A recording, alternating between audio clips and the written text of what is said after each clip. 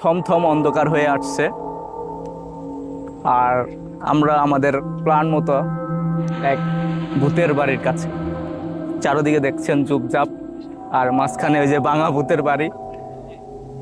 সব মিলে একটা আতঙ্কময় অবস্থা। তা আমরা আমাদের টিম নিয়ে এসে পড়েছি, রেস্কিউ টিম নিয়ে ভূতের সন্ধানে।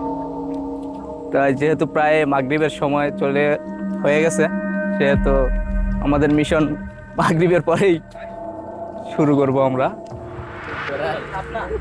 যেহেতু আমাদের ওজা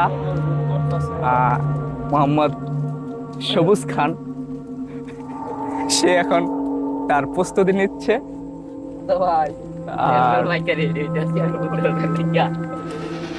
আর ভূত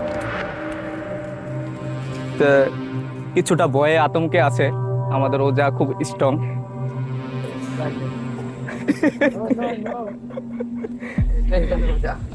আর কি বলবো, প্রায় নদীর কাছে আর কি ভূতের বাড়ি।